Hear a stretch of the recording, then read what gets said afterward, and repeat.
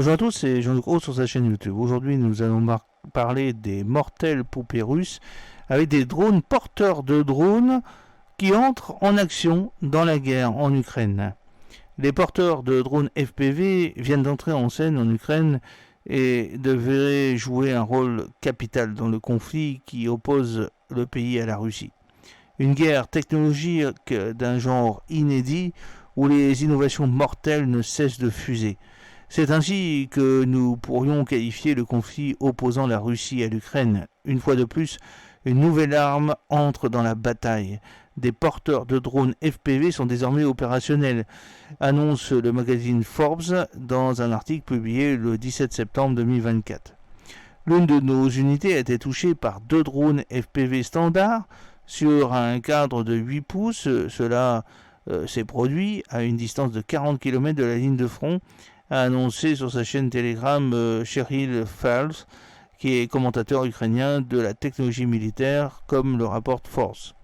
Vraisemblablement, les 2 drones ont été amenés par un grand drone royal réutilisable dont l'espèce n'a pas été établie. En fait, c'est un vaisseau mère doté d'une vision artificielle.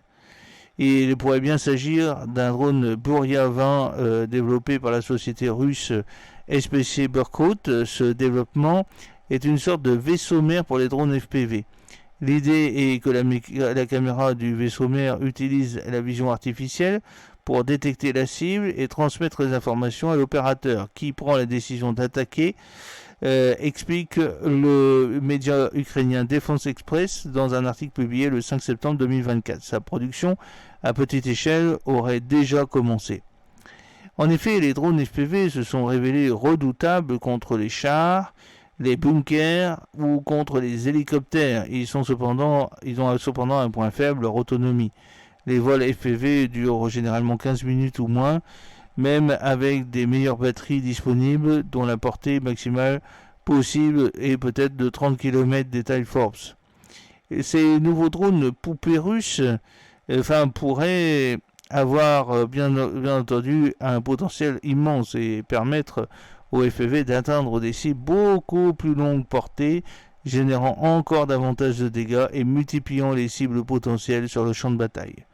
J'espère que cette petite vidéo vous a plu. N'oubliez pas de cliquer sur le pouce pour la promouvoir, de vous abonner si ce n'est pas encore fait et de partager cette vidéo sur vos réseaux sociaux. A très bientôt, fidèlement, Jean-Luc O.